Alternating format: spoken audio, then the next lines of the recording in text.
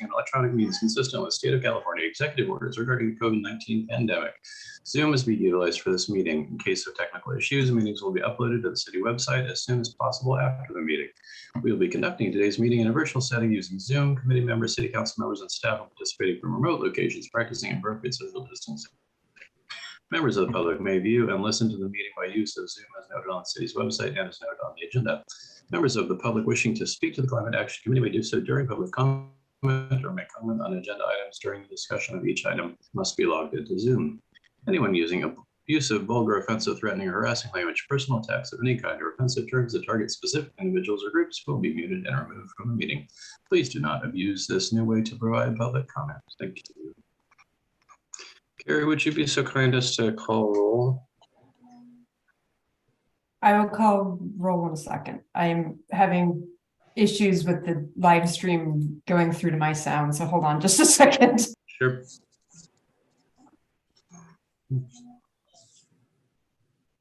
This meeting is being recorded.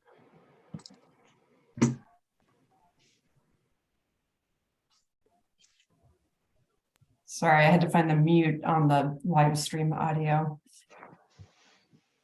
Okay, so let's go to the, and I believe at this point, we have lost Councilmember Gurney as a member since she is no longer on the city council. And as a reminder, the city council representatives are the Zero Waste Liaison, which is Councilmember Rich, and the council's CTA or CPA liaison. So that is vacant right now at this point. I believe council will be doing their committee selections assignments on January 3rd. So we'll probably just have one council member for this meeting and possibly the next. Okay. But other role, we have Jerry Glazer. See you, headshot. Is here. I can move back around to him. I'm here. Alex, I'm here. I was out of contact. Wonderful. Thanks, Jerry. Alex Goodman, and I do see here. Alex, are you excellent? I do see your note that you may need to drop out for a few. Dina Allen.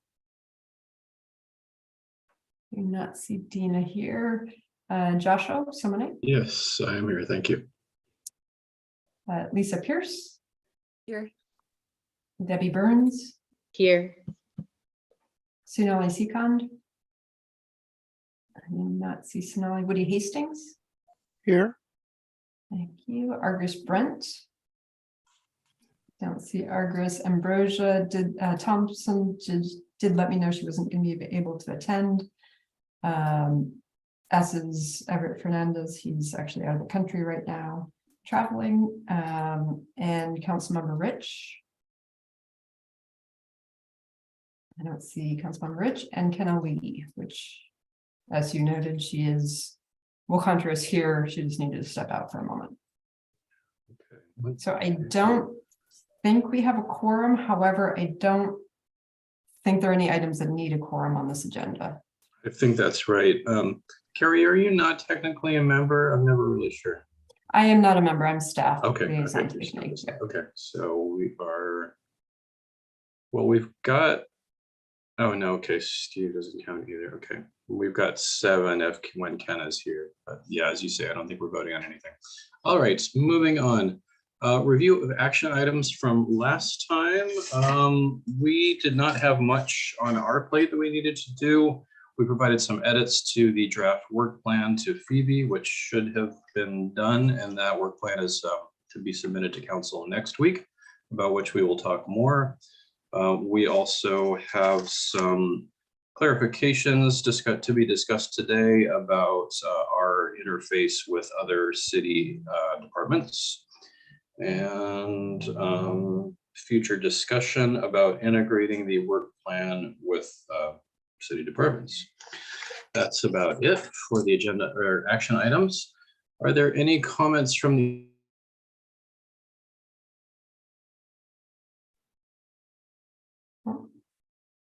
It looks like we lost. I think only Joshua is frozen. Yeah, Public hearing is not on today's You just agenda at moved. this time. Am I Yeah, frozen? you were Are y'all frozen. not hearing me? you were frozen. Oh, okay. Sorry about that. I can't tell when I'm frozen. You'd think Right. I would know, but, okay. You we can't are tell down that you to weren't comments moving? comments from the public, and I see Zeno's hand, so go for it. Zeno, please. Yeah, this is about the bicycle and pedestrian master plan update. So the city works together with the county, and there is a committee on the county, which is the county-wide advisory committee. It's staff people representing different jurisdictions. And so we have, Sebastopol has a representation on that. And the bicycle master plan also has been identified as a priority for the climate group. So I would like to see how staff thinks to integrate the work of the climate group into the process that staff works with on this county-wide organization.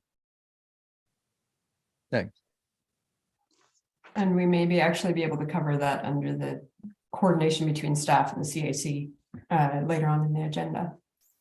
So normally we would have to agendize that, but since I think it can fall under that in terms of discussing that item.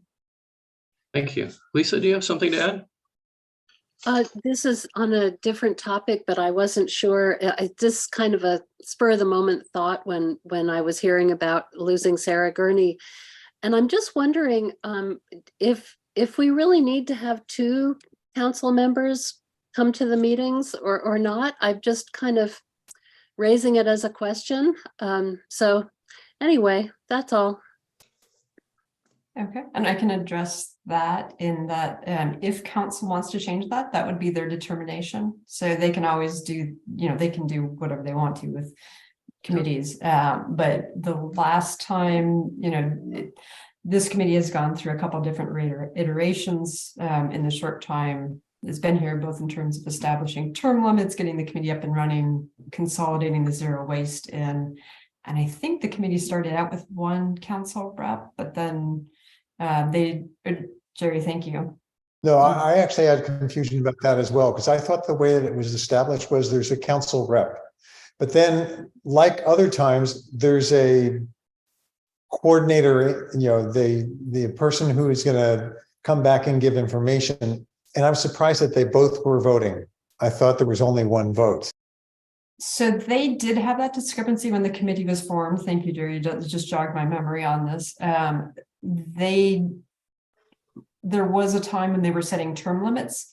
I think it was a formal regular agenda item. They also, I think it was either that time or at another council meeting, they formally modified it so that there would be, to clarify, because they didn't really know if they both were voting members or not.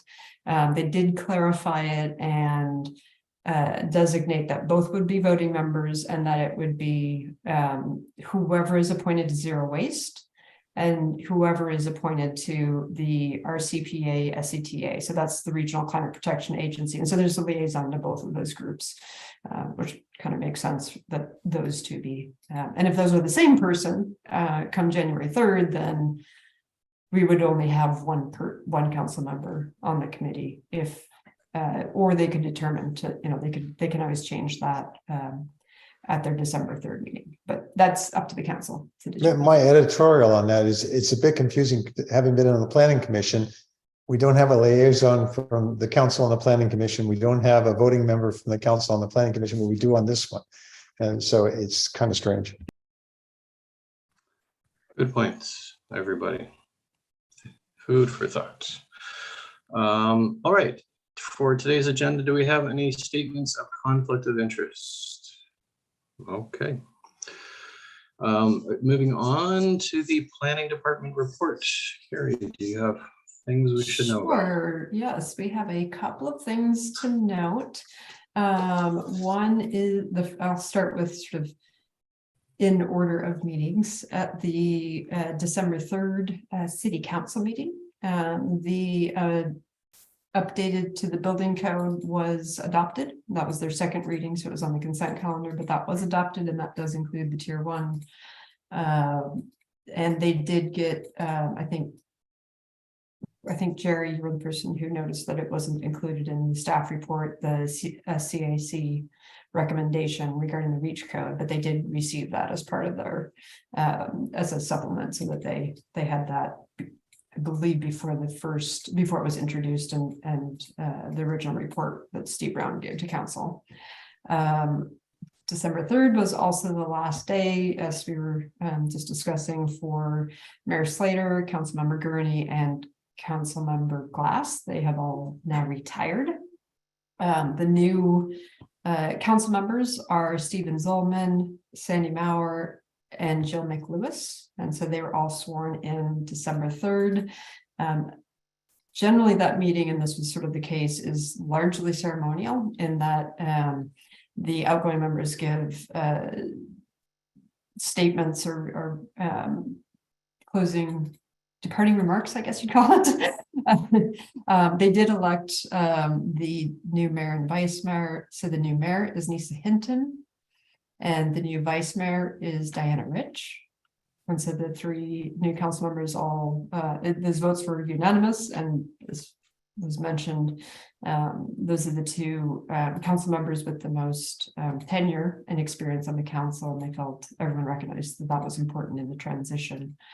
And then each of the new council members was given an opportunity to, I guess, have some opening remarks about themselves or whatever it is they wanted to say. And that was largely that meeting. Jerry, is it a question about that meeting? Okay. Yeah, no, any question on that? When did they determine who's the representative on SCP, SCTA, RCPA? Because all of those are vacant now. Right. So they're not vacant in that I believe there is an alternate for those. So whoever is the alternate for those will, if there's any meetings in the interim, would be going to those. But they are, I believe they're discussing the committees at the December 20th meeting. And part of that's so that all the new council members understand what the various groups and assignments are. And then they will be doing assignments at the January 3rd meeting. And I will be present at each of those meetings. So we'll let you know if there's any critical information out of those, if they do decide to change the assignments to the CAC. Okay, going in order, the Planning Commission had a meeting last night. It was originally scheduled to have two items. One was the public hearing for our draft housing element general plan amendment. And that was the formal hearing about that. It was and then we also had a preliminary review for a new mixed use housing and commercial development at Healdsburg and Murphy. It's actually the vacant lot around the never ending project on Healdsburg and Murphy. You know, how many times do I have to get asked that question by the public before? That's just kind of how I think. Everyone knows what I'm talking about, right? The applicant actually was ill and asked for that to be continued. And so that will be here on January 10th, if you're interested in that. The DRB will also be discussing that at their meeting on next Wednesday at 4 p.m. So if that's actually an easier time to chime in, you'll get likely the same presentation, but potentially different comments. It is structured as a subdivision with townhomes on the south property line, furthest away from that would have access off of Murphy, and a mixed use with commercial and apartments overhead along Healdsburg Avenue. The Planning Commission did go, as I noted, did go through with their hearing, had a great discussion on the housing element. And they did adopt a resolution recommending that council approve the CEQA addendum and adopt the general plan amendment. So basically adopt the new housing element. Right now that is scheduled for January 3rd meeting. So if you have any questions about that, they're fairly lengthy documents, but they are all up on our website, as is the Housing Community Development comment letter, which was actually quite short compared to a lot of communities. So happy about that one. And then coming up next Tuesday, December 20th, we do have the CAC quarterly informational report. And I think that's up on today's agenda for discussion. And then also the presentation of the draft work plan to the city council. So we'll actually get a little bit more time and a little bit more in-depth opportunity with the new council members. And I think that is actually the only regular agenda item. So there's an informational item, which is about those committee roles right before the CAC item. So if any of you are interested in it, it should be a fairly short meeting, but both of those items of interest to the CAC. And then the other item that I did want to talk about, it looks like they are tentatively scheduling not only committee assignments for the council, but also the interviews and reappointments for the CAC, the Planning Commission, and the DRB. We did receive 4 applications from the for the CAC. Those include Joshua and Alex, who reapplied, Zeno, who applied to be a formal member, and then Emmett Hopkins. And then, so I believe we'll go through the interviews for that. We still did not get any applications for a second youth. And I believe we'll just, in the staff report, we'll just request that council leave that open until filled. And then also, and Debbie, this one's for you.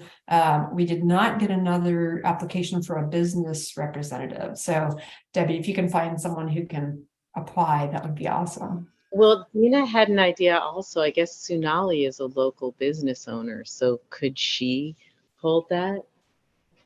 Okay. If she is willing to do that, that may be something. Let me talk to Mary, the city clerk, since she didn't submit, but just in terms of being able to transition Dina brought it up. that title so you can be the planning commission rep. I think that actually might not be a bad way of doing it if she's willing. I'll talk with her about that. Yeah, and when Dina brought it up, Sunali was there, so she did. Oh, okay. Yeah, she brought it up Dina brought it up at our working group. Got it. Okay. Okay. Wonderful. We do have one opening on the planning commission. We received one application, and that's Kathy Ottinger, who's reapplying. And then for our DRB, we have 3 terms ending. 2 of those folks reapplied, and we received a new application. So I won't go into detail unless someone wants to know the names of all of these folks. I see Joshua and Steve have their hands up. So Yeah, just a quick note on the subject of the youth representative. I finally managed to get in contact with the Climate Action Club at the high school. Wasn't able to get to one of their meetings before the holidays, but I'm going to go talk to them the second week in January.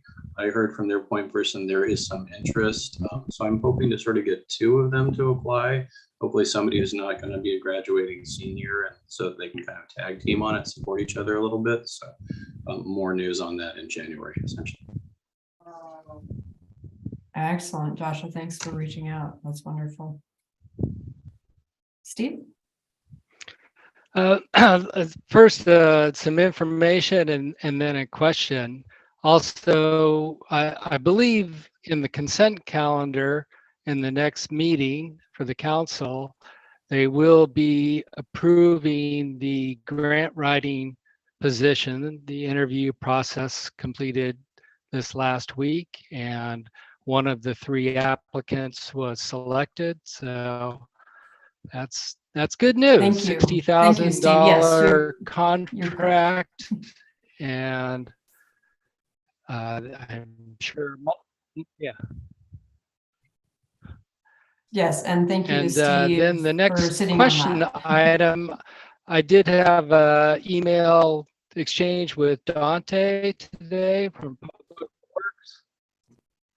But he thought that you could actually give the update of where the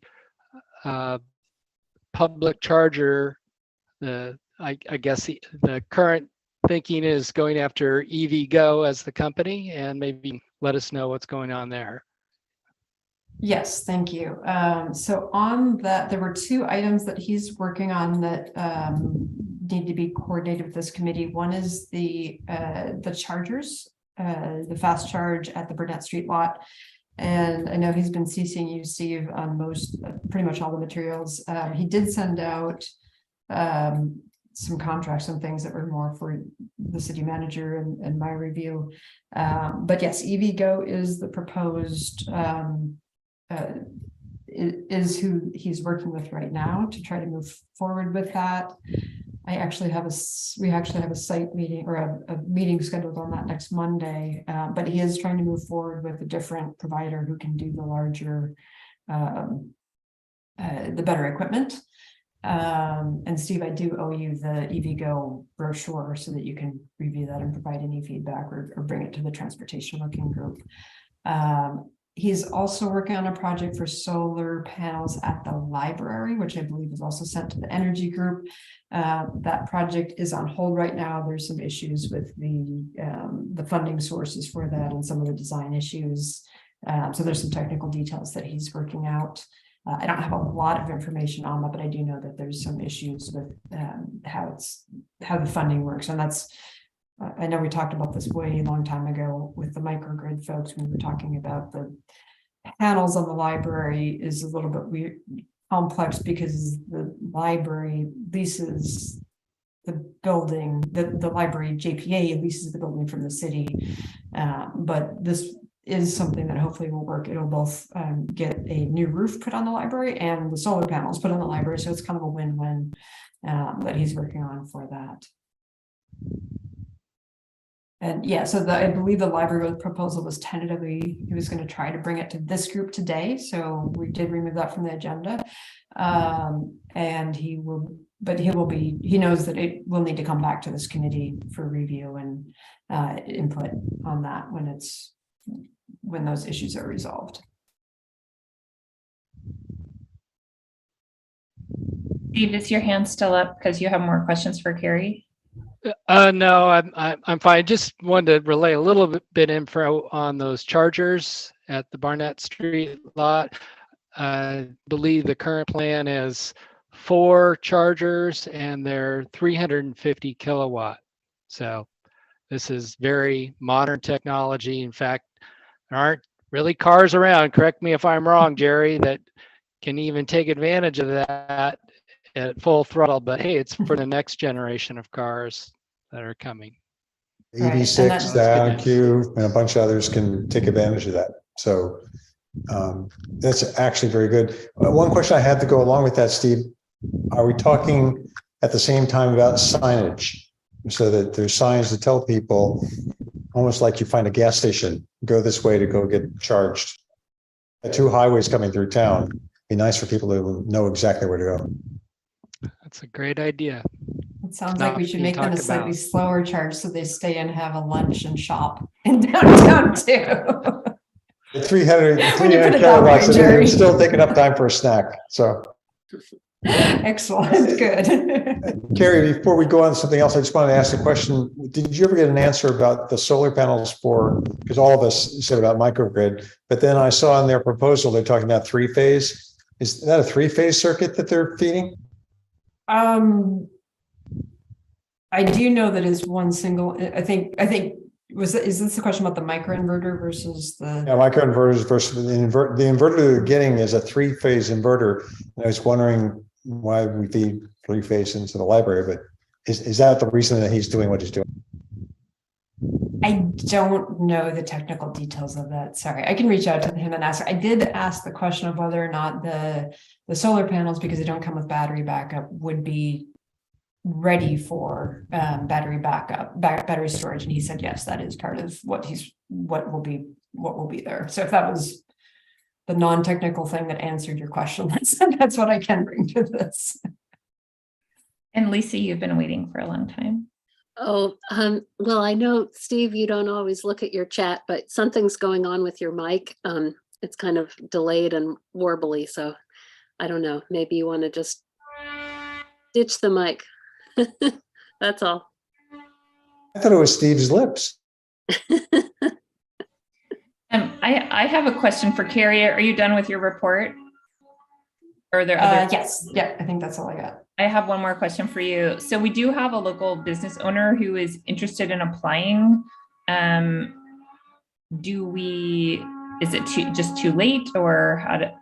So technically, yes. Yeah, so here's That's wonderful. If they are committed to reapplying, we can re-advertise it. We would need to re-advertise it. So what happens is we have the committees open for a set period. It's usually a month, at least from October to November.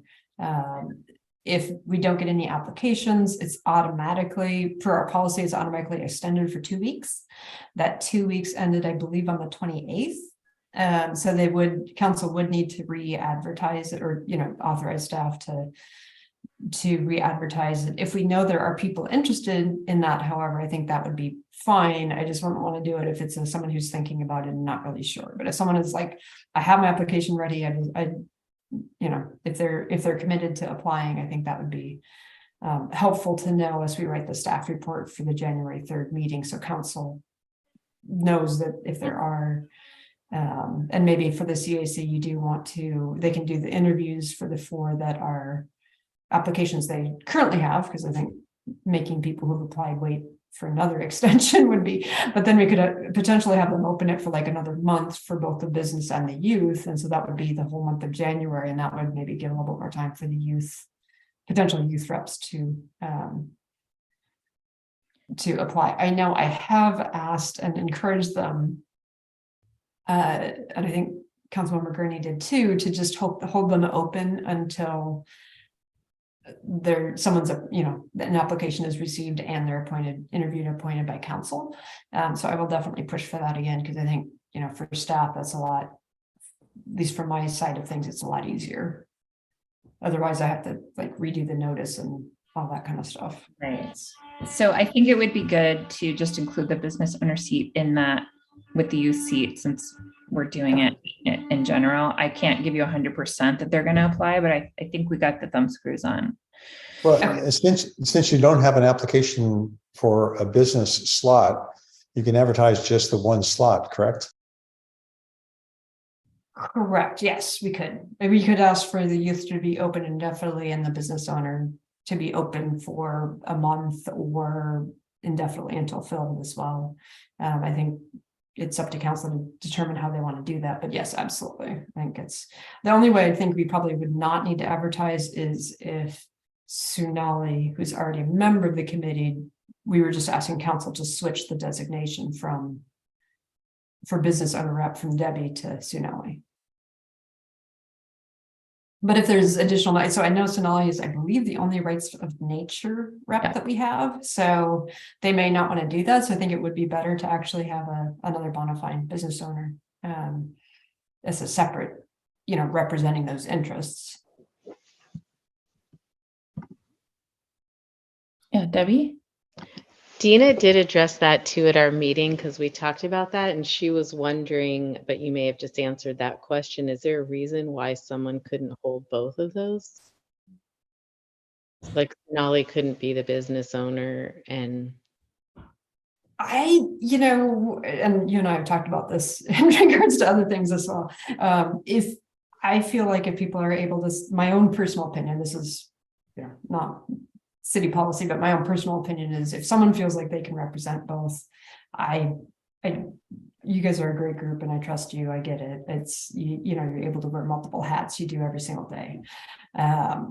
But it would be up to council as to whether or not they want to do that. The way this group was formed was supposed to have a lot of flexibility though. So I think from that regard, that's what I would encourage council to look at as they're doing assignments.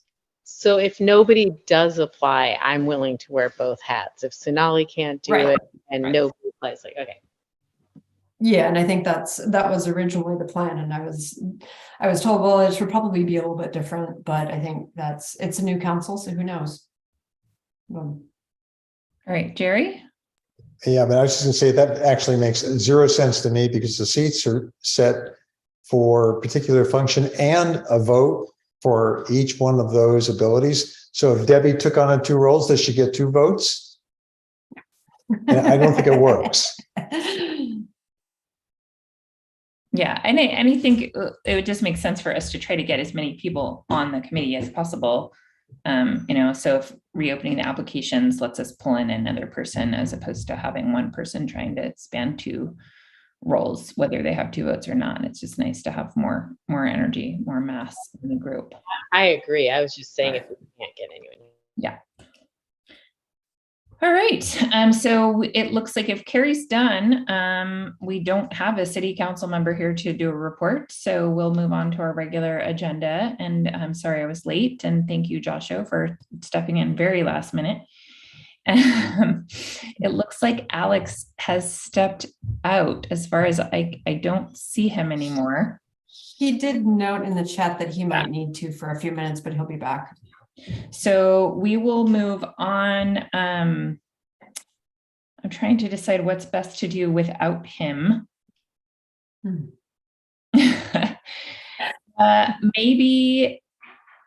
Maybe we can go on to just briefly chair reports to talk about the presentation that's going to be happening on the 20th.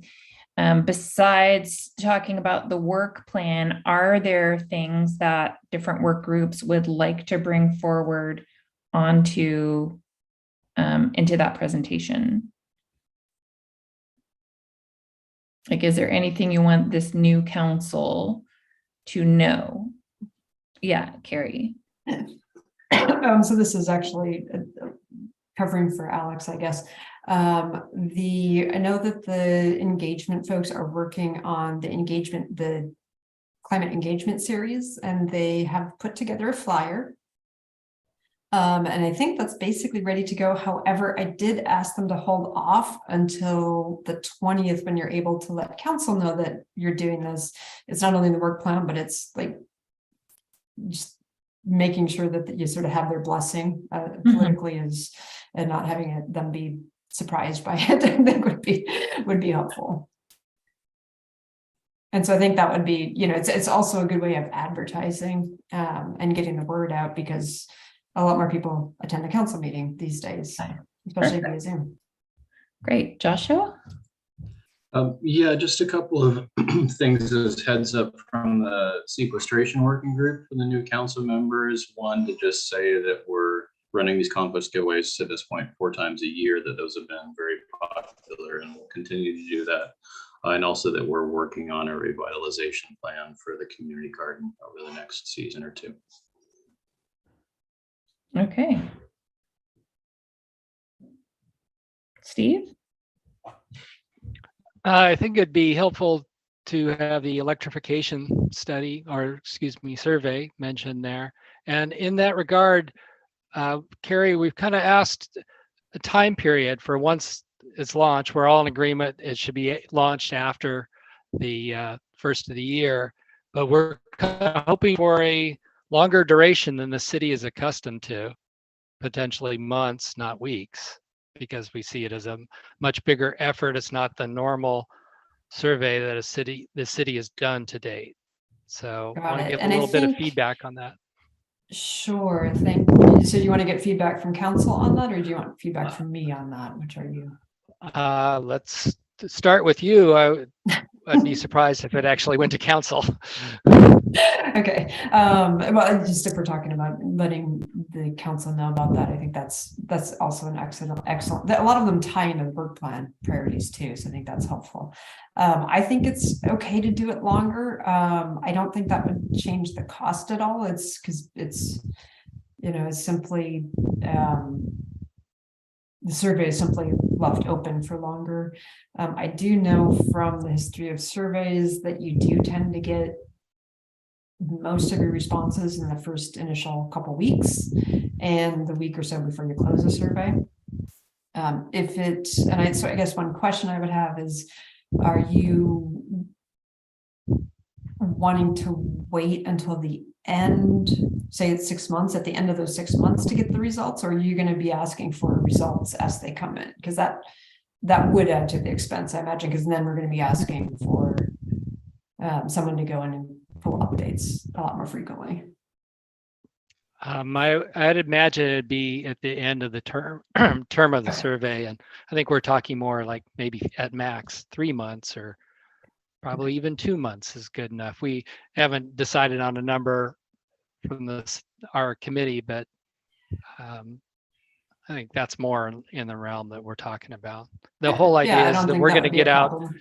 get out there in the public and potentially have a postcard generated too that has information about it. So there may be an additional thing that we'll need to run by the committee to get approval. Great, thanks. Lisa, did you? Well, just adding on to that, Steve, we can hear you breathing. But thanks. So yeah, just the timeline, probably early March would be ideal, because that way the weather is nicer and we can start tabling out at events and really reaching out to the public. And because that's a big part of why we're doing this, is to just have an excuse to approach people.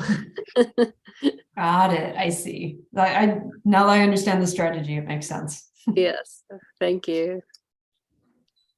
Steve, is your hand still up on purpose? Did you have something else you wanted to bring forward? No, thanks. Okay. Anyone else have anything that they want presented to council on the 20th? All right. So Joshua, do you have anything else for chair reports? Not really at this time, just to review that we're hoping to meet in this current group into January for a bit until we clarify the new numbers coming in. So anybody who's planning on retiring, if you could stick around for a couple more meetings just to smooth the transition, that would be great. In particular, we'll go back to a little bit more of an introductory and explanatory meeting at some point in January or so, when the new people show up, and kind of go around and say who we are and our focus, and talk about the working groups a bit, and hopefully try to sort the new people into working groups in some way that balances things out a bit.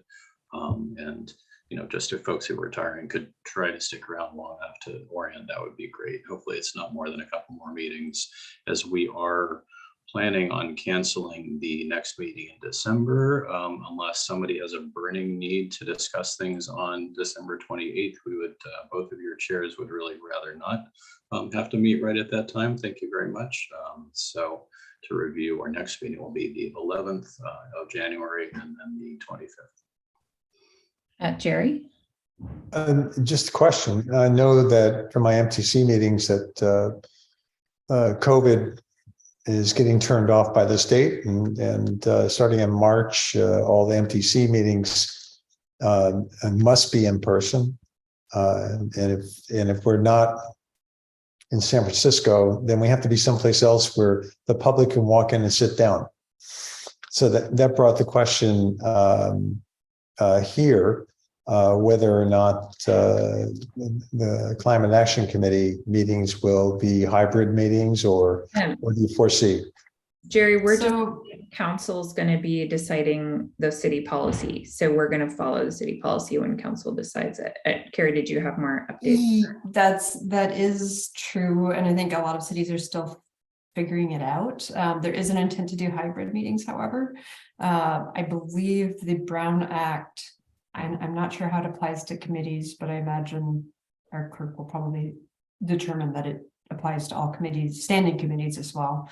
But the hybrid works. You can log in remotely without disclosing your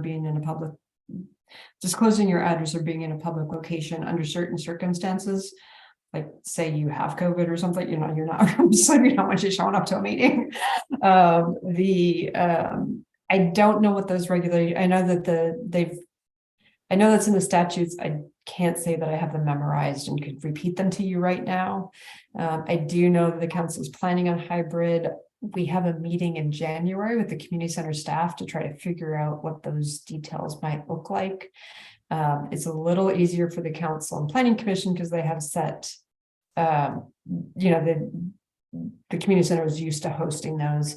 I have contacted them about the climate action, design review board, and public art committee meetings, which all would need to find a new home since our conference room is being used for staff to be able to separate and have more staff separation right now. This part I do know is from the MTC. Their chair told me that as long as the facility was open to the public and advertised, for instance, this room here on top of my garage, all we have to do is say, people are allowed to come to this room on top of my garage, and then that's a public space, and they can have multiple public spaces. And MTC has a lot of lawyers, so I think That's actually interesting to hear. And I do know that Berkeley just held their first in-person meeting for city council as a hybrid. They're going to hybrid, but they have announced, and I've sort of been tracking what other people are doing too, but all other policy committees and all boards and commissions will continue in virtual only. So I don't know if that's just through March or if they have somehow determined that it's only city council or something. I don't know, but. Because one of the things that's pointed out, and they said, well, and this is for the guy in Napa, oh, go to the library. And you can meet at the library. I think we want to keep, we'll wait until council makes their. Yeah, we'll get direction from them, and I will be part of sorting that out. So I know I've elicited input from both this group and the Planning Commission and the DRB previously, so I'm kind of aware of some of the issues. When that question is asked in part of the clarification, it might come back and say, well, members need to be in a public space. What happens about the public? Can the public? We're not going to talk more about this today. We're going to wait until council makes their decision, and then we'll figure out eventualities from there. Lisa's had her hand up for a while. Yeah, this is just another chair report item, not really intended for the council report, but we are kind of making some movements on the EV charging at Annalee High School. Going to the school board meeting tonight. We have a meeting tomorrow with the director of operations there, and feeling hopeful about that. So I just wanted to let people know. That's really exciting. Thank you guys for moving that project forward. All right, so I guess without Alex, we will move on to funding priorities, and then he can weigh in. Are there any funding priorities from any of the work groups for the coming year? Like Sorry, go ahead. Debbie?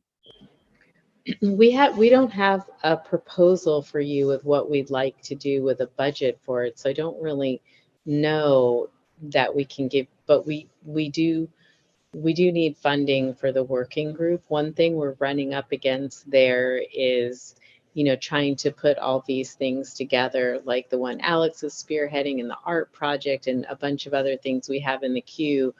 We're lacking manpower. It's just, we're all kind of maxed out with how many hours we can do. So, so we do need funding for some projects. And one of the creative things we were thinking of is, could we even hire someone to help with some of this funding? But we don't have a specific proposal for you yet. So I don't know if that's very helpful. But and Carrie, can you just remind us the timeline for budget requests? Sure. So I think, the strategy I was going to recommend is you have the work plan discussion coming up with council, and Ken and Joshua, I'll send you the staff report for that. It'll be available on the website by tomorrow, I think, but just so you have it as well. Once you know and have that discussion with council, you will know a little bit more about what council might be willing to fund. So that's kind of part of the reason to push and get it. And I was so happy that Phoebe was able to spend that extra time with us while she did her job search. So this is kind of a lead-in to, hey, here's what we're thinking of doing. Obviously some of these are going to take money. The next piece of it is going to be putting together the budget items. My budget requests are usually due, I think, around Valentine's Day. So it's just as a way, that's how I remember it anyways, like it's the middle of February-ish. So I think once, what I can do, or I can work with Kenna and Joshua on perhaps, is after the council meeting, I can finalize the work plan with whatever changes they might make. So that, and send out the approved with just the approved work plan, or approved by council work plan to the group. So even though we don't have a meeting, people will get that update to be able to start to think about that with their working groups. If something comes off or if something's moved up, then you'll kind of at least know where that is in the priority for council.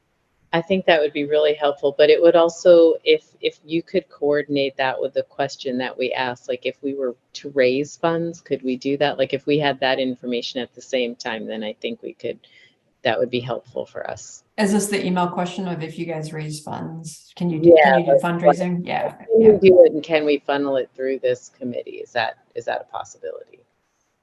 Right. Okay. Yeah, and that is a question. I've been a little busy this week, but it is one that I don't know the answer to that, so I'll need to coordinate that with others. Look at our budget depending on what their priorities as a council are. If anything we have fits into that, and do we need to raise funds? But yeah, thank you so much. Joshua? Yeah, thank you. So a little clarification or backtracking here. At one point in the summer, it sort of sounded like we were getting a line item for the committee, something like $5,000 for the year for general expenses. And then I think that sort of didn't happen, if I'm understanding correctly. But just to make the point that we kind of need a little bit of a general fund for sort of miscellaneous ongoing expenses, things like snacks at events, or things like printing flyers, or or a little bit of a slush fund for staff time when we're asking for something to be put out on the city newsletter, or whatever that might be. I'm sure all of us cover things out of pocket every now and then. I'm not really complaining about that, except it can be sort of a universal practice. So particularly when we're doing public events, I feel like we need to have a little bit of a backup for those kind of auxiliary supplies that are inevitable but variable. And I don't know if it's possible to earmark, even if it's just a couple thousand or something, as a placeholder for a general supplies expense fund for the committee. I think we heard pretty clearly from the budget subcommittee last time that they didn't really like slush funds, and they would much prefer that we give them a plan for the year with a budget of, we plan on putting on 4 events and we need this much money for our 4 events, than saying like, we might do some events, so we think we will need snacks at them. Does that make sense? So I think that's really on us to support Carrie with those requests, with kind of building out our best guess of what money we're going to be requesting in a specific way. And Carrie, tell me if I'm wrong, but that's kind of the theme. No, that's fine. I was actually just going to share what my budget looks like, which includes all my committee stuff. So this is kind of the it's sort of a 3-page thing. There's a summary, but this is kind of the detail of the various things that this is proposed. And actually the cost that's here is what's proposed. The adjusted, I think this is actually what was approved. So yeah, so we didn't get the CAC special project stuff. They wanted to know, yes, our current budget committee, and again, our budget committee may change. Right now, our budget committee is the mayor and vice mayor, so they certainly could end up continuing with that. But they're okay funding things, but they don't want to just have general commitments like special projects / initiative. I was trying to go for, like the gas station ban that cost like $5,000 to get it done that quickly with a consultant, that otherwise it would have taken a lot longer if I had to do that, or John had to wait for John to have time to do that. They didn't go for that, so they didn't put that in the budget. The public relations, and so this is basically, this is all spent at this point, and so I think I had asked for additional, but that didn't happen either. So that's basically spent. I think I pretty much spent it all for the CAC, not for any other, and that's what I had identified it for, because the rest of them are part of the other contracts. So one of the things I can do is I do have a little bit for, I mean, usually this is for legal notices, but if I have funding, I can move my money around and use sort of my general, if it's not a special project, but like, hey, for like the CAC workshop, we needed some supplies that Phoebe ordered. That just goes under my department's office supplies and sort of the advertisement stuff if we have any legal notices. I can do a little bit more under there's a conference trainings or a kind of public meetings. And so I can actually try to request more under that as well. Just knowing that we're going to be going back to more in-person things. And so even though that's, it's technically it's under my control, not dedicated to the CAC, it at least would allow for some of that, those minor things, Joshua, that you're talking about. So thank you for that input. And I will note that because otherwise my meeting budget, I've never used as much as the last planning director, and with COVID stuff, it dropped way down because we didn't have travel or anything like that. So bridge tolls, I'm not going into MTC for their training sessions. I'm doing them online now. So just back to Debbie, anytime that the groups are meeting, your group's meeting, I think it's good to bring forward the can we raise money, but also just doing any kind of pencil out of approximate, what do we think we want to spend? Oh, no, absolutely. We're just, yeah. I'm saying we don't have that penciled out and brought to you yet. And on another topic, can we do this as well? Yeah. But no. Mm-hmm.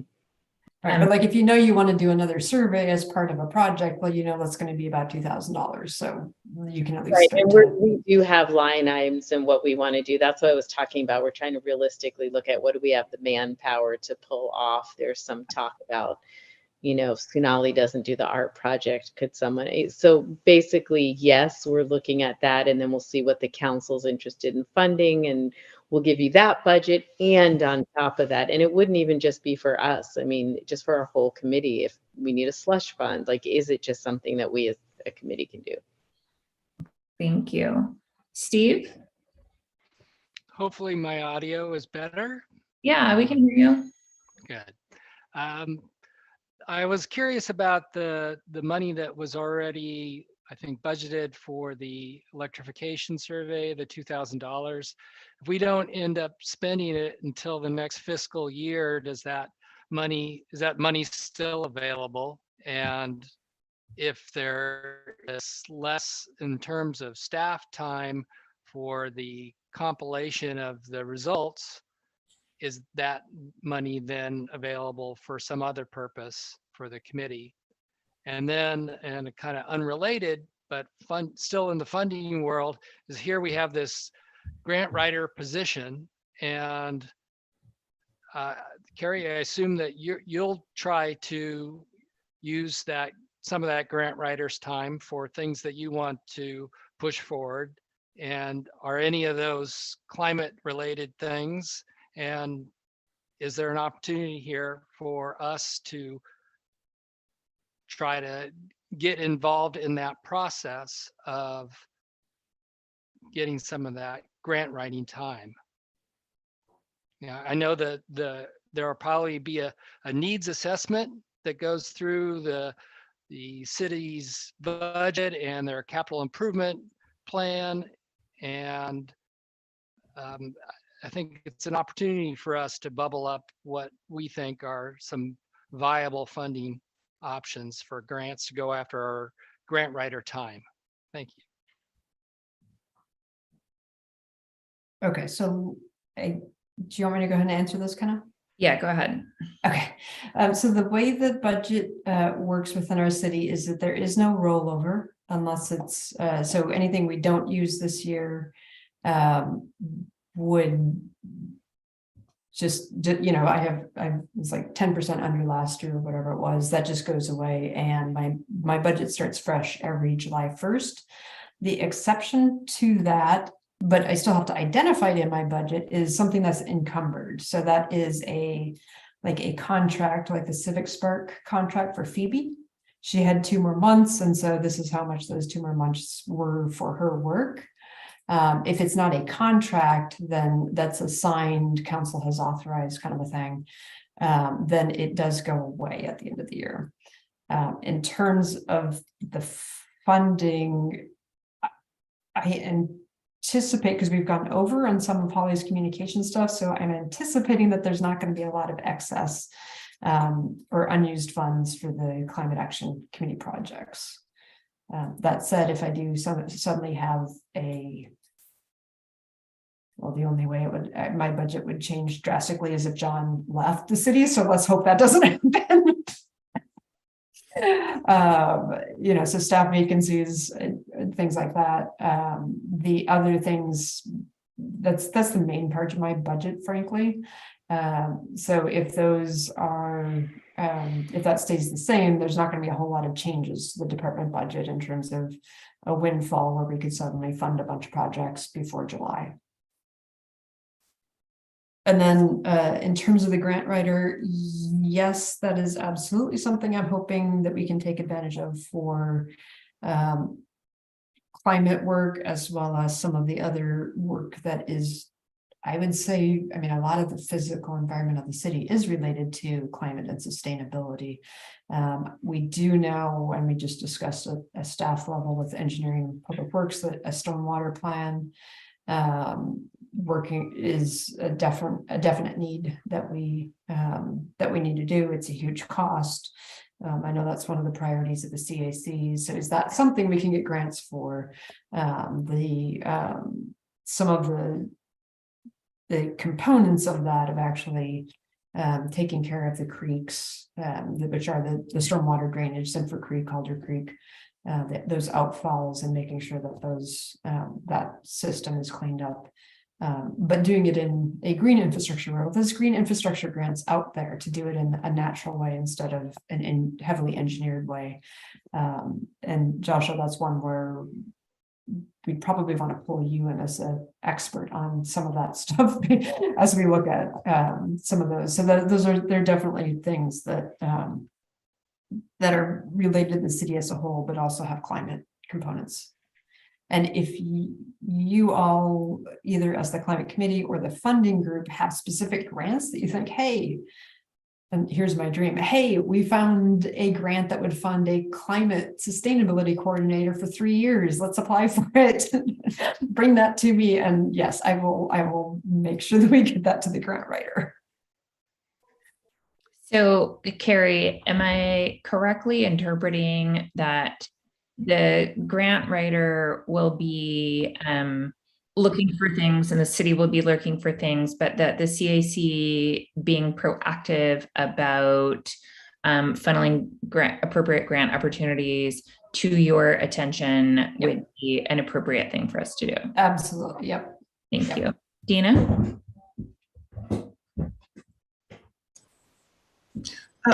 Along those lines, before Phoebe left, she gave Joshua and myself some research about possible adaptation grants that were coming up that she had went to a workshop and learned about. So I'm assuming, Carrie, you have that too. If not, I have it.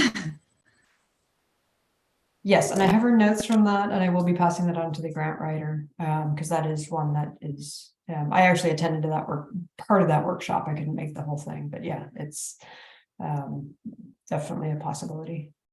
And, part of it is if there's a specific project that, you all know about, but obviously, you might not know the capital improvements, but hopefully you'll be involved with the budget hearings. And we do, if you don't want to go to a super long council meeting, the capital improvement plan does also go to the planning commission, and it usually has a few, like the engineering manager Tony Bertolero, who's in charge of capital improvements, is at that meeting.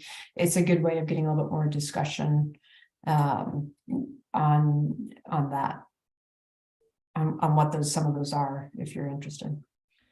And Carrie, is this the time also that I think we're hearing clearly that we should be identifying our budget needs for working group projects for the coming year to bring back to the January meetings, and that we should all be looking out for grant opportunities to pass on.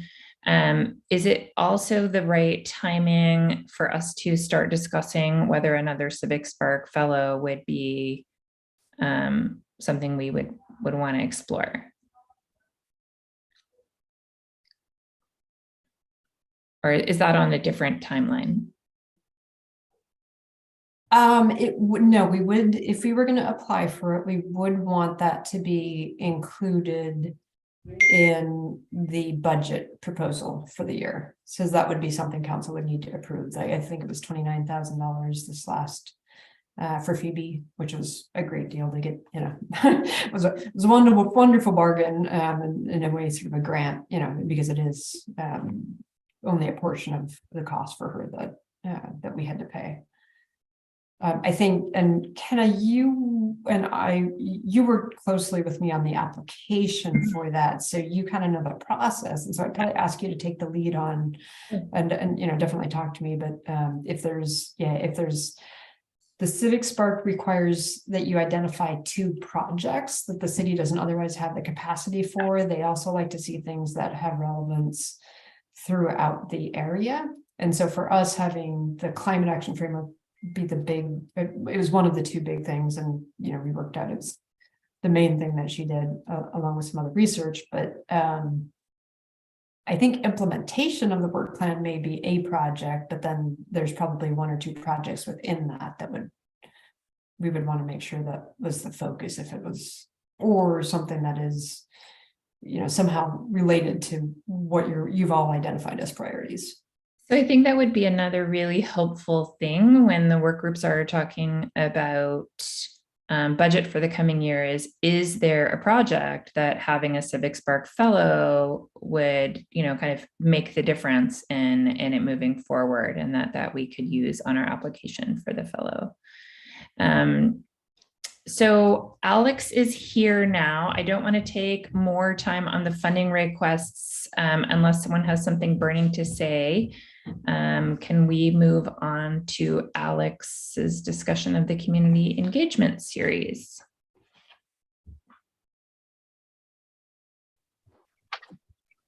Hey, Kenna, was this piece something that I added on the agenda? Yes. You asked for 15 minutes. Okay. I'll keep it brief because I think I got a lot of that stuff worked out via email. Okay.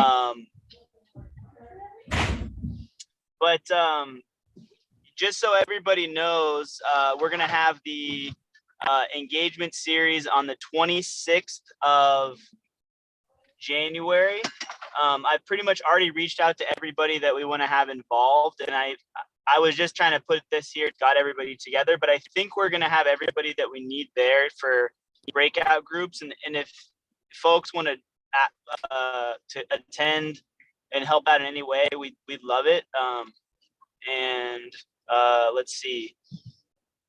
I mean, I can send everybody an agenda, like the agenda, and I can kind of give an overview, but there's nothing like super pressing to share other than it's just going to be basically a platform for us to educate the community and try to get people more involved. I'm also hoping it'll be a little bit of a funnel to get people maybe on the Climate Action Committee if they're super interested and excited, or maybe just fill in on some working groups and start working on, have a little more horsepower to work on some projects.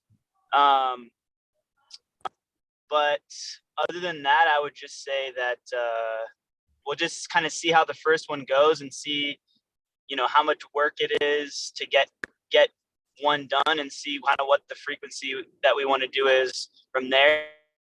It'd be nice. The first one's a little more of an intro, but we're kind of we're gathering some information and hoping we can kind of find some themes or things that people are interested in, and then we can kind of do more topic focused engagements for future stuff. So it's evolving, but I guess that's all I really need to share right now. And thank you for everybody that's available to help support that. And we're coming. Hey, Alex, it sounds like maybe you're on your phone. I don't know if you can see Carrie has her hand up. Carrie, go.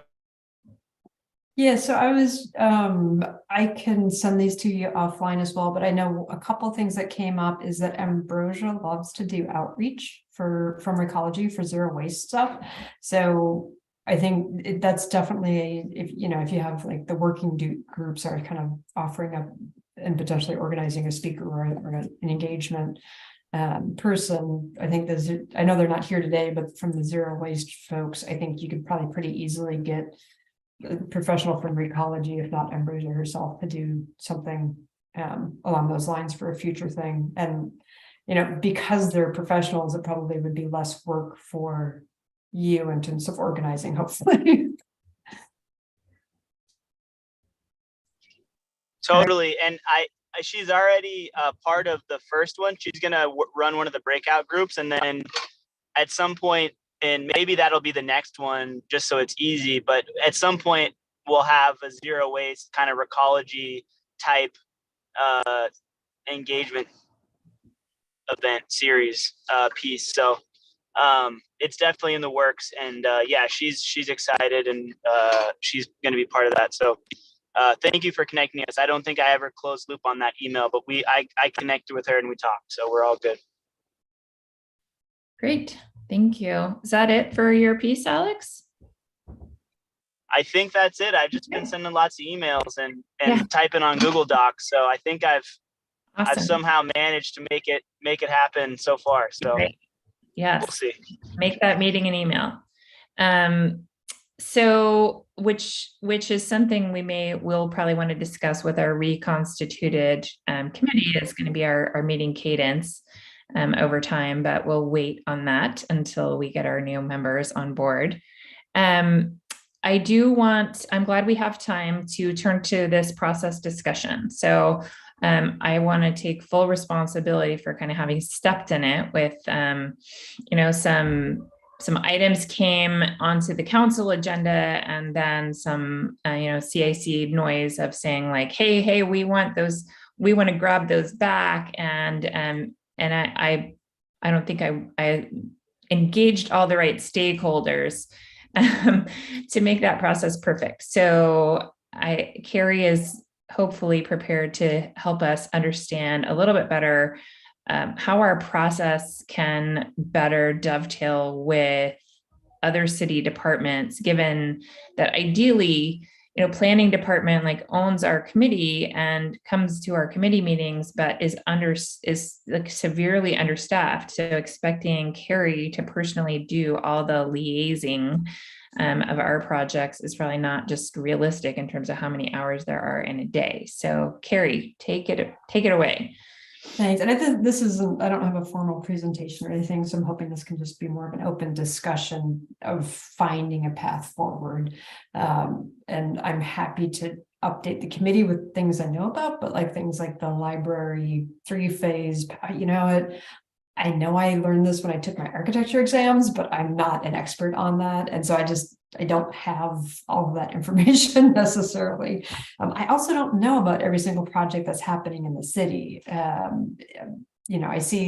do see the forward calendar, and I can try to pull out topics with that in terms of which ones, like the EVgo, the fast charge kind of stuff, or the local hazard plan. That was my and the fire department's project, but it was clear that, hey, resiliency and drought and climate change are going to be addressed in the plan. So I'd like to, I guess, hear from the committee, so there's a couple of different levels of engagement that I see. One is informational, which is just, hey, this is going on. The other is, the next step up is, are there things that you feel like you need to have a recommendation on? And that, like the reach code or the building code stuff, we kind of knew that was going to be, let's make sure that and I think Jerry in that case had reached out to either me or Steve Brown at the outset of that process, just knowing that the building codes are updated every so often. But like I said, there's policy stuff that people are working on day to day that I don't necessarily know about. And so I'm not sure how to address and bridge that gap with the committee. So both figuring out which level of review and also which projects you're potentially interested in. And I know, Jerry, if you're still around, you had some thoughts and feelings about all this. That's true. I have thoughts and feelings about this. I was playing with my headset. Jerry, you had an opinion? Yeah, I have an opinion. Yeah. So I've written about this and thought about it a bit because I've played a similar role in Sunnyvale, which has a lot more staff.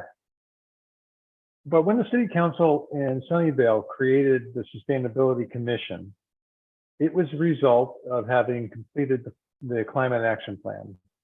And in the creation of the commission, the city recognized what role they wanted the commission to play. And at that point, all the staff members were told, this is the role that this commission plays. And instead of being polling, that is that the commission said, we want to hear about this, we want to hear about that. Staff was then in tune and said, oh, this is about climate. This is about waste. This is about energy. This is about the topics that they're responsible for. So one of two things would occur. Staff would take it to the committee to start with saying, and this wasn't just the, it started with, quite frankly, it was the planning staff, but eventually they had an environmental services staff. We don't have such a thing. And they would know from talking to all of their peers who's working on what. Or in many cases, the peers return and say, hey, we're thinking about this. It has an environmental aspect to it. Should we be taking that to the committee for a review? In many cases, the city council would do what the council did in this case on the charging. It would hear something because somebody hadn't recognized the aspect, and they would send it back to the committee to be evaluated and have an opinion on. The same kind of thing happens here in Sebastopol because it's well established already. The role of a planning commission in a city is this. It's actually documented in many things. The planning commission must do these things. That's where you start. Some things start with Kerry, some things start with the planning commission, some things go directly to the council. I think in Sebastopol, the gap is the function of the committee and the role that it plays in the city is not well defined.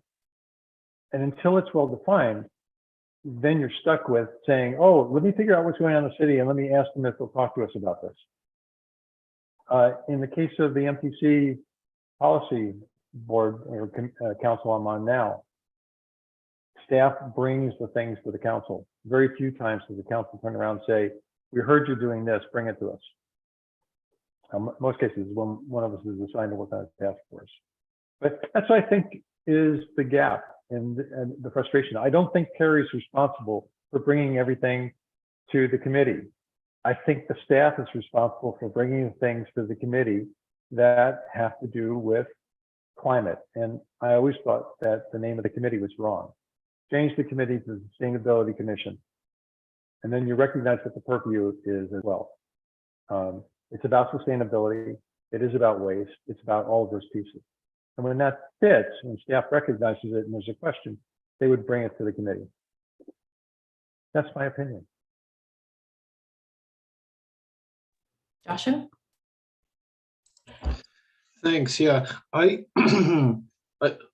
don't know exactly what triggers a review by the design review board, but my sense of it is that our role as a consultant on projects or on issues has a similarity to that of the design review board, in that some project comes up, there's a certain question about it, whether it's a variance, whether the city needs more opinion, and so it goes to the design review board to make a recommendation, and then it comes back to council.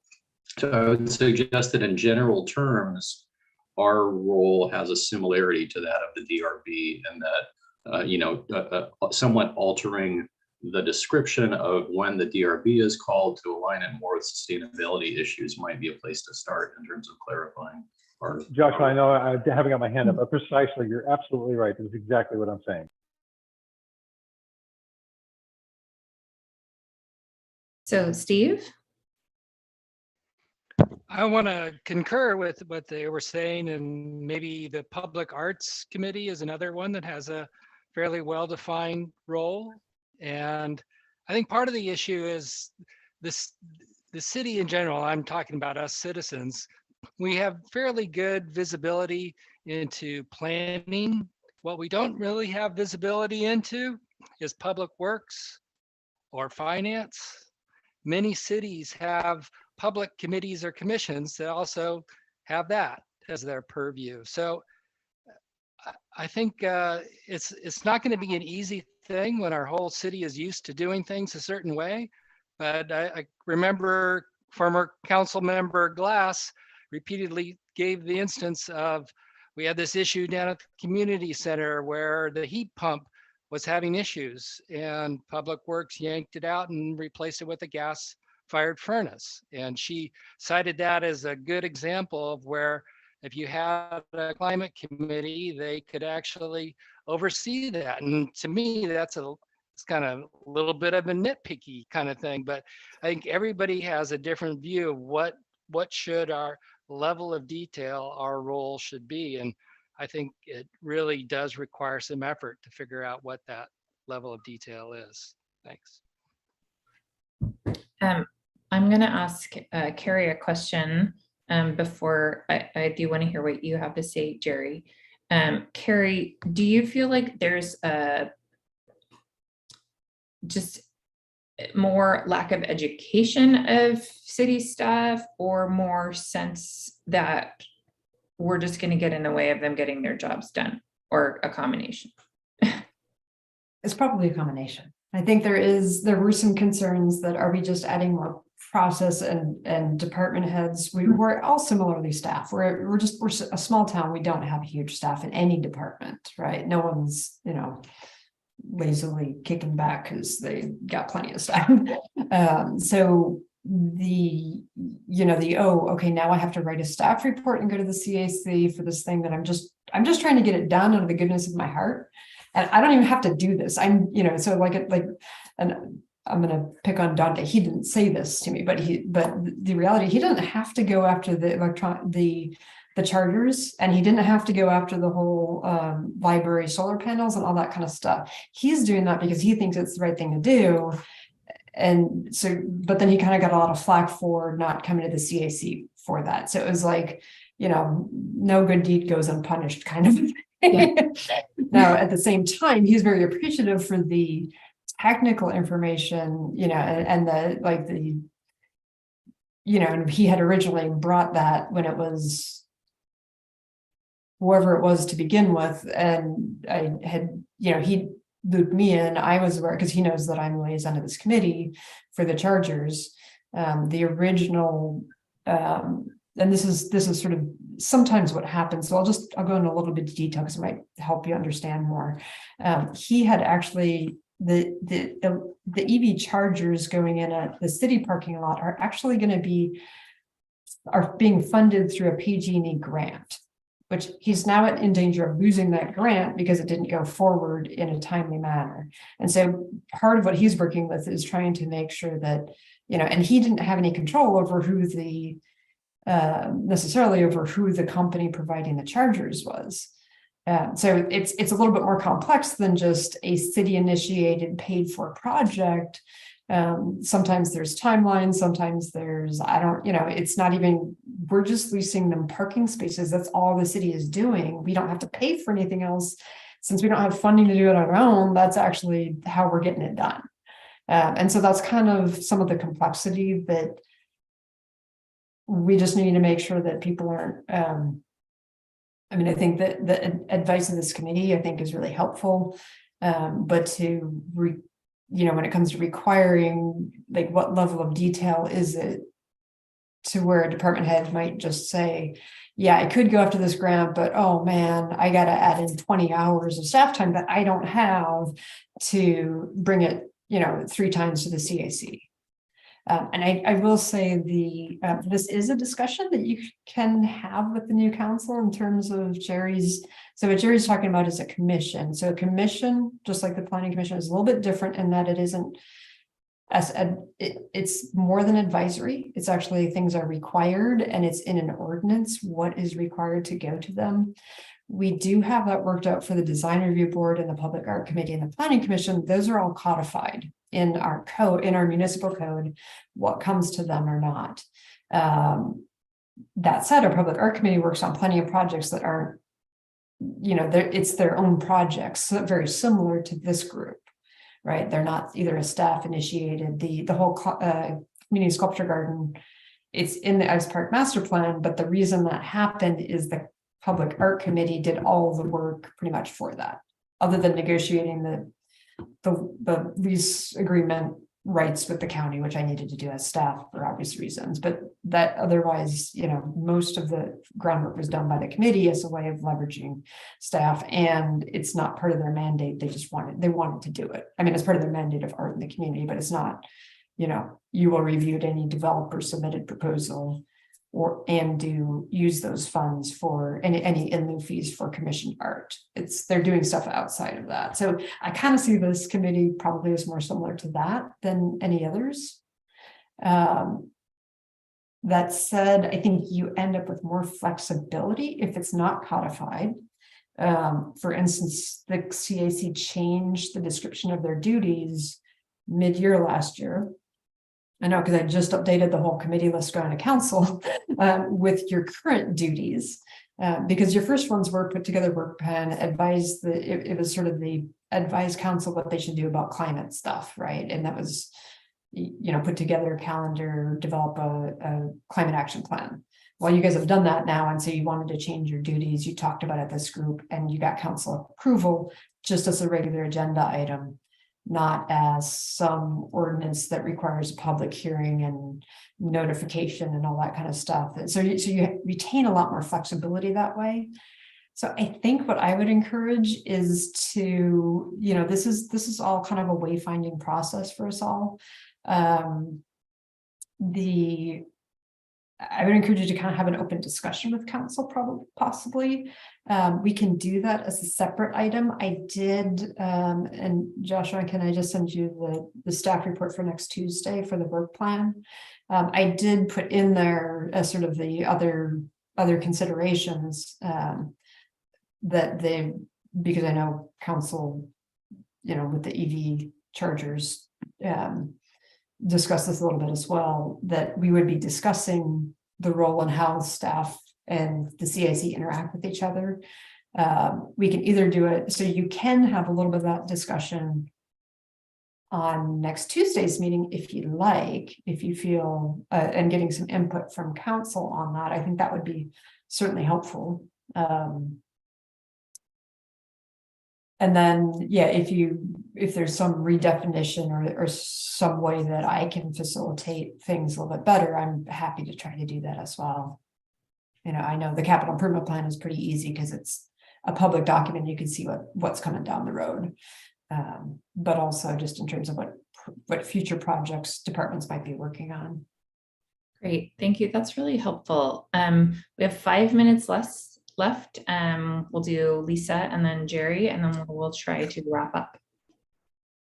Yeah, that was very helpful, Carrie. I have a lot of sympathy for any staff member who's been used to being able to move things along, and suddenly there's this committee of volunteers who kind of wants in on things, and it kind of can slow things down and complicate things. And there's some education, of getting us all up to speed with stuff. So I didn't really expect it was going to be a super smooth process. And I think if we really if we can truly be helpful to any staff member, that's what's going to tip the scales and I think make it work. I think if we're just kind of in the way and it's another kind of hurdle to cross to get to the finish line on things, that's not going to work. So I don't really know what the solution is. I just want to say that I don't think anything's wrong with this process. It's just, it takes a little time, and I'm hoping that we can be of help. Thank you, Lisa. Jerry, do you have a 1-minute comment? I do. I think Steve Brown would tell you that we helped by being in the middle of the process. We didn't stop him from doing things. We clarified. I believe that establishing for the committee its role, it's already done. It's done in 2 different forms. It's in the work plan, and it's also for sure in the framework. If you look at the framework and what the framework says, one of the things we wanted added in it is the role of the committee is this. Now, I don't like the title Climate Action Committee because it implies action as opposed to policy, and I think most of it should be policy. Whether it's a commission or a committee doesn't make a difference. Turns out the Brown rules, the same rules. And in the commission, in the case of Sunnyvale, there was nothing we ever needed to rule on. We would send advice to the council. So it wasn't that, it's not like a planning commission, which the state says they have to do this. Okay, so it was pretty open. And also from the reporting point of view, Dante wouldn't have to write multiple reports. It was one report, he takes it through, revises it before it goes to the council after it comes past the committee. So it doesn't add more work. It helps them refine the work. That's all I was gonna say. Thank you, Jerry. Joshua, do you have a 1-minute comment? Yeah, just really quick to suggest that in terms of respecting staff's process, I would want to reframe when we came into the process to be earlier as a consultant to help drive it, so that we're not another people who need to approve a project that's already been codified, but that they're encouraged to come to us at like the concept stage. You know, as we're beginning to consider doing something that has a climate aspect to it, why don't you let the committee help consult on the development of that project so that we've already had, you know, a hand in before it becomes formulated as a thing to be approved. So that would be my suggestion. Great, thank you. And I'm sorry to end this discussion. It's a helpful discussion to have, and we can continue it if we need to after we get input from council. I would like to spend the next minute. Does anyone have anything important that they want on the January 11th agenda? And don't worry, we'll be able to fill that agenda with things, but wanted to give you guys an opportunity. Feel free to email me and Joshua if you think of things that you want added. I saw you unmute, Joshua. Was there something you wanted to add? Well, I was just going to hit the action items. Yes, please. In that sense. Let's see.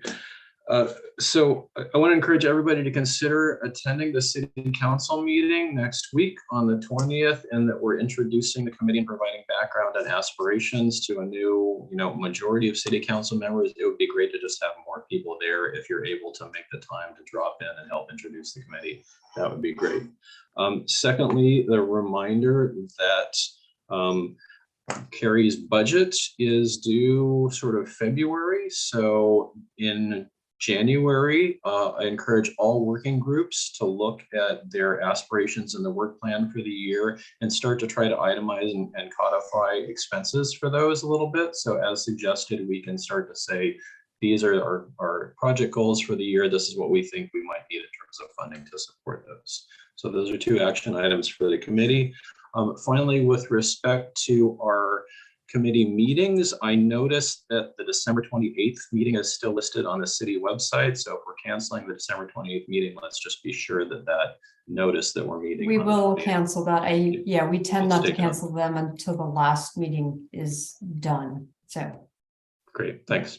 that's Great. And kind of one thing for the agenda in January, I do think we should put the work plan on as a discussion item because that will be settled up by council then. Yes, thank you so much. And I want to say thank you so much to all of you for putting in your 91 minutes today and all of the other hours and hours you guys have put in 2022 to move things forward and to get a climate action framework that has been approved by our city and a work plan for moving that framework forward and all of the other projects that the work groups have done. Thank you so much for the time that you've put in, and I do not believe any of it was wasted time. So we will see you again in January, and gratitude. Thank you. Thank you. And I would also echo that this is, I know we just discussed, how you work with staff, and frankly, you've got like 3 items on your work plan that I'm super excited about having the CAC involved to leverage you guys. So, there's, and even the, I'm sort of thinking about, well, we could do stormwater education and things like that through under a engagement series kind of a thing. And if there's things we need to educate the public about from the city's perspective, that could really, really be helpful.